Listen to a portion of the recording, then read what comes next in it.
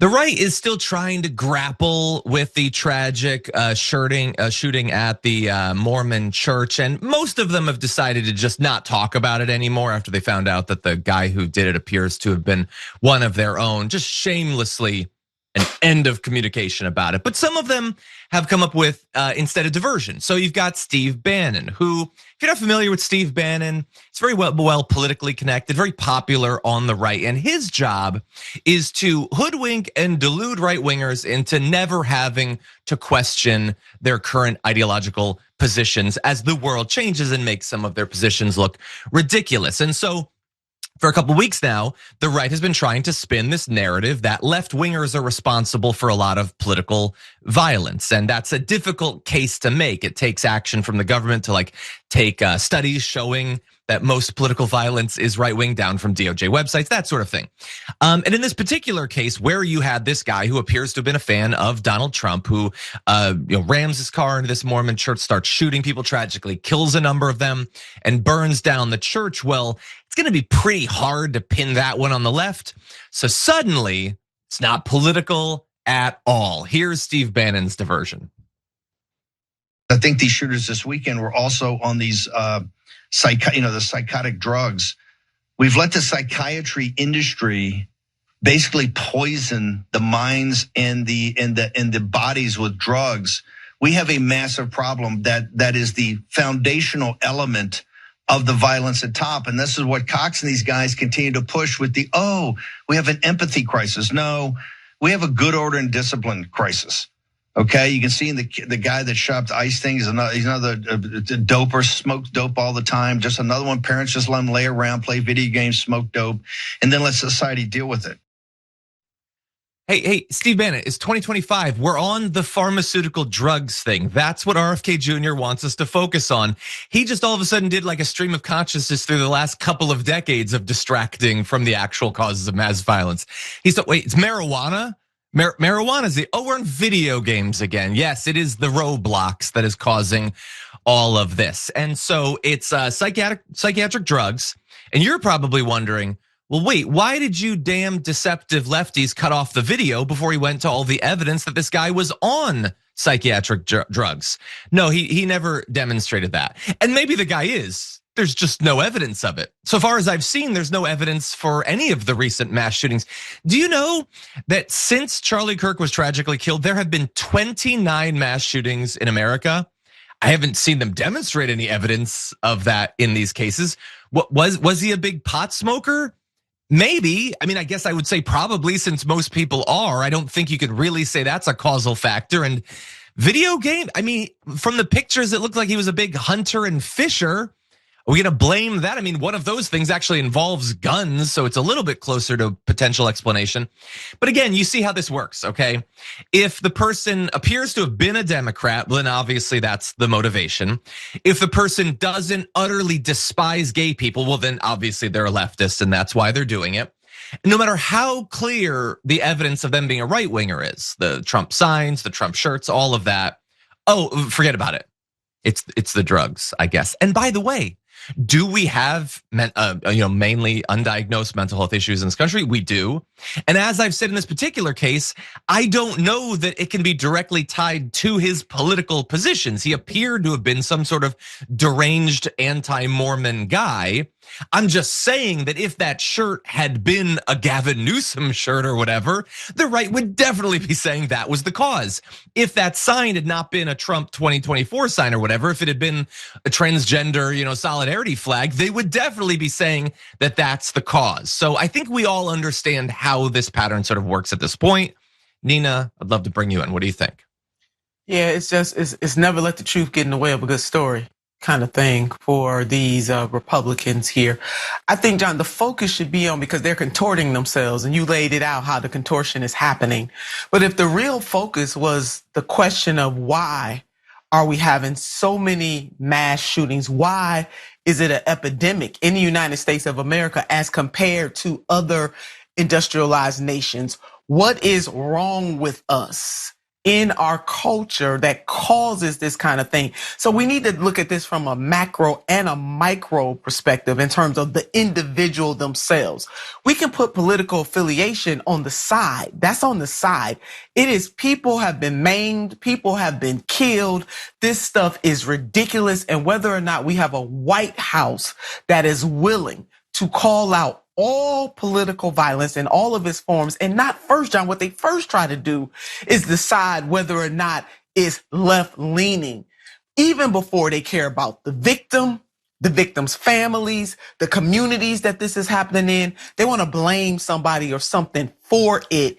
And actually, they never really try to want to get to the root causes of this. But your point about if it appears to be, or if most evidence is pointing, evidence as we know it now, because there's going to be more evidence that is unveiled or revealed throughout all of these recent shootings. We don't know all there is to know yet, but as the facts as we know them, if those facts point to a right-leaning ideology, then they try to clean it up in the way that Steve has just done. This is outrageous. The American people should be outraged, and we should be on team humanity when it comes to political type violence, and say that we're not gonna stand for it no matter who's propagating it. Then let the experts get into what the motivations were. Ultimately, people are being killed. Ultimately, people are being maimed.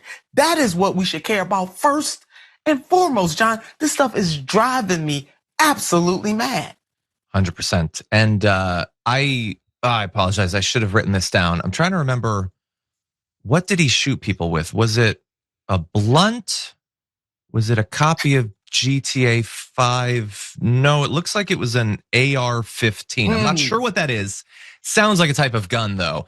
So again, like jokes aside, you understand, they immediately start speculating about stuff. We've no evidence of any of that. That's right. We know he got his hands on an AR-15. That's right. And weirdly, he seemed like he chose that. He could have gone with some other type of gun. Why is it that so many mass shooters, when given the choice, will choose an AR-15? If all guns are the same, and it's not that some are like uniquely more dangerous to humans, easier to kill lots of people in a short period of time, why is it that they seem to love their AR-15 and AR-15 style guns? Obviously, it's not the only one. Yeah. Sort of a pattern, it seems like. Now, while Steve Bannon is out there arguing that guns don't kill people and even people don't kill people, it's just the drugs that kill people. There are other right-wing voices that seem to have drawn not just the wrong lesson from the events of this weekend, but like the exact opposite lesson. So we all understand that this guy appeared to have a problem specifically with the Mormon Church or Mormon people. And there are some people in the killer's life that indicated that he was sort of ranting about Mormons and even perhaps believed that the Mormon Church was a cult, which some radicals believe. That's how they talk about it. Interestingly, the day after the shooting, on the Charlie Kirk show, they had a pastor on who's explicitly anti-Mormon and has himself used, I would say, extreme and radicalizing language about the Mormon Church. He has himself called it a cult. And I don't understand, like, did you already have this guy booked on the show? Which would itself be weird. Why is this guy on the show when that's what he's known for? Or did you go out and get a guy that seems to ideologically align with the early understanding that we have of the guy who shot it up, who's now going to echo the sort of language that we think maybe the killer said? And of course, nothing's gonna happen. I mean, it's not Jimmy Kimmel. We can't expect them to take what he says seriously. We can't expect there to be standards for this show, but it's just strange that, like, as the right is trying to craft this narrative, on the Charlie Kirk show itself, they're going to choose to do this, Nina. That seems very strange to me. It is. I mean, this stuff, it's just rotten. It's just cruel, John. And it seems like for some of these people, especially the people in the leadership positions who are responsible, and I'm not talking about necessarily just elected leaders, but people like Steve Bannon and others, they could be putting out different messages, John, if they wanted to, but they don't want to. And I'm hoping that there's some people, even within the MAGA base, that picks up on this, that they're being used as pawns in a cruel scheme that gets a lot of people hurt and some people killed.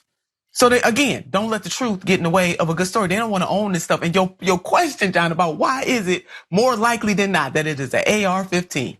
That is a seminal question that we should be asking ourselves in this country when it comes to these types of shootings. And then also, it's white on white crime, John. I mean, we have to do something.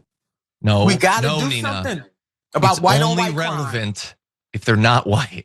It's only relevant. Got to do something about it. I care about white on white crime, and I want it to stop. Yeah, and I'm being sarcastic here. I want our viewers to know, any killings like this. But I'm saying this because they like to pin the whole notion of black on black crime. Most violent crime is interracial, but again, never let the truth get in the way of a good story. If they really care, John, if they really, really care, they would be comporting themselves differently, but they really don't care. This is just a political football for them, and they're using the lives of both these shooters who obviously have some problems, and also the people who are impacted by this as pawns. Until I see differently, that's how I see it today. I hope it changes. Yeah. By the way, I thought we were like counting up the gender identity and sexual orientation of all these killers. It seems like sometimes we don't, though. It seems like if they're cis or if they're straight, it's for some reason we don't. I don't know why that is. It's funny. By the way, I want to apologize because I forgot. I think possibly the most insane part of the Charlie Kirk show having that guy on. That's my mistake. I'm not being sarcastic this time. I literally forgot. So in addition to that guy, Mark Driscoll, saying things like Mormonism is a cult in a YouTube video earlier this year, saying it's not a Christian denomination, but it's trying to reposition itself as a Christian denomination. And it is not a Christian denomination. It is a cult. It is deceptive. I forgot that it had also been pointed out on Twitter earlier this year by Patriot Takes that he had at one point suggested burning the Book of Mormon during a flamethrower giveaway. And when he was called out on that, he retweeted that saying text flame to, I don't know what that number is. The guy not that guy, the killer drove his car and set it on fire. He tried to burn down a Mormon church and presumably the books of Mormon within it. He tried to burn that down. And that's who the Charlie Kirk show decided to have on. But again, it's not a late night comedy show, so we don't have any expectations of ethics or journalistic responsibility. Yeah, they won't be canceled. And John, did I hear you correctly? Did you say a flame throwing? Yeah. Contest? Is that? Yep, to give away a flamethrower. Wow. Like pastors do. Church is different than when I was a kid. It seems like. Me too, John. I mean, I listen, I had no idea. And so this doesn't make it to the terrorist watch list. Nope. Okay. Nope. I guess he would say, I'm just suggesting you buy a Book of Mormon on Amazon and then burn your own private Book of Mormon. Don't actually burn down a church or anything.